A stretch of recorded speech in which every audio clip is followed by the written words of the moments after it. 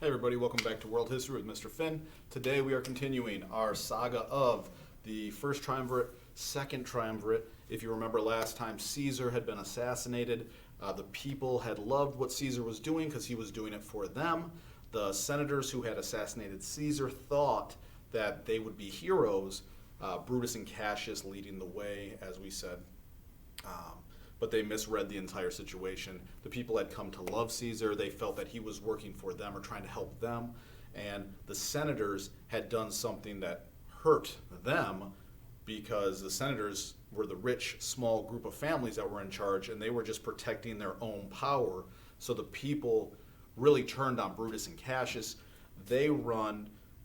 We have a second triumvirate put into place to bring them to justice. Let's take a quick look at them now. Octavian, Mark Antony, and Lepidus. Octavian, let's start there, was Caesar's adopted son. He was adopted son in the sense of he was going to be the heir. So not like the adoption of today where, you adopt someone, but he was actually a family member, and when he says adopted son, it was to make him his heir. So this is going to be, let's call him his adopted heir, meaning that heir is someone who's going to take over for you when you're gone, and that was the way to set it up, but not really adopted son like we would have today. But that was Octavian. Octavian had been in Rome. He was a little bit younger, obviously. He had learned how to be a politician. He had learned, how Roman politics worked. He was very astute. He was smart. Mark Antony is going to be Caesar's right-hand man all the way through that fighting in Gaul and all those other places. So Mark Antony is the Caesar's right-hand man. So he was a strong guy. He was a general. He was like Caesar's second in command during all those years of fighting. Very trusted by Caesar, was with Caesar in Rome. He was Caesar's guy. And then there's Lepidus. Lepidus is also with Caesar, but he's not quite as high on a level as Mark Antony. Lepidus was a commander of the cavalry. So we'll say cavalry commander. And cavalry is in old wars and in fighting, they had soldiers on horseback. And so if you were on horseback, you were part of the cavalry, and that was what Lepidus was in charge of for Caesar during that, wartime in Gaul. So these are our three guys who are going to be in charge of bringing Brutus and Cassius to justice. We have a lot to talk about. So for our story, Brutus and Cassius do lose. These guys win, and they're left now, just the three of them saying, hey, we're kind of in charge. Brutus and Cassius are done. We have solved that problem, and we're kind of left to be in charge. So how are we going to do this?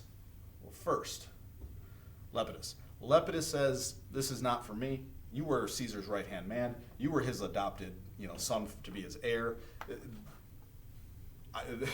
You guys are here. I was just here for the helping out of Brutus and Cassius. So Lepidus just says, hey, this is too rich for my blood, as they say. And he goes. And then we're left with these two. The problem is these two are completely different. Mark Antony was a strong, tough soldier.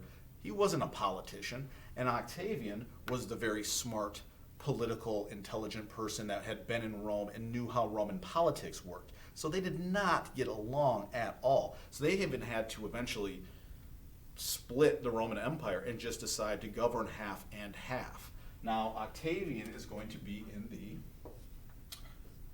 west. And the west is where Rome was. So Octavian is going to stay in Rome, and he's going to rule the western half of the Roman Empire from Rome. But that's really good because he's around all the senators and everything like that. Mark Antony is going to be in the east. And he's going to actually be in Alexandria. Alexandria was a city named after Alexander the Great, which we know. And It was in Egypt. He is going to ally with Cleopatra, who we brought up a little bit in the first triumvirate, because when Caesar went to Egypt to find Pompey, he met Cleopatra, fell in love with Cleopatra, loved Cleopatra. She was great. But he knew he had business to handle in Rome, and so he ended up going back to Rome, whereas Mark Antony is going to stay in Alexandria. He also falls in love with Cleopatra, and he allies with her, meaning them together are going to basically rule the eastern half of the Roman Empire. This would be great, except for even the size of Rome, even it still wasn't big enough for these two to coexist. The people in Rome under Octavian, the senators, were distrustful of Mark Antony. Mark Antony was out there in the east. Who knows what he's doing? What if he takes over? Maybe he'll change the capital from Rome to Alexandria. Things could get really bad if Mark Antony's out there doing his own thing. Plus, he's allied with Cleopatra. That was previous, Caesar loved her. Like, one, that's Caesar's person that he fell in love with first. Two, even Caesar understood, hey, I need to be back in Rome, not allying with a foreign person to kind of rule over everything. So people were not keen on this. They didn't really like what Mark Antony was doing. They didn't trust him. And he wasn't there, and he wasn't a politician, so he couldn't make people feel better about what he was doing, because he would just say, this is what I'm doing. If you don't like it, too bad. Because he was a soldier. He didn't know how to talk to senators and people in politics. Whereas Octavian did. He was working with the senators all the time. He was in Rome. He had his fingers all over Roman politics. He was smart. And eventually, long story short, we're going to get to the two of them having what we've had before, a civil war. Remember, we had Marius and Sulla. We had Pompey and Caesar. Civil war had broken out. There had been a lot of stuff going on in Rome for 50-some years between civil wars with different people. So what happens? Let's just get to what happens here. In this civil war, Mark Antony is going to have his forces with Cleopatra. He is going to fight Octavian and his forces. And who is going to win this civil war? Octavian wins. Octavian wins.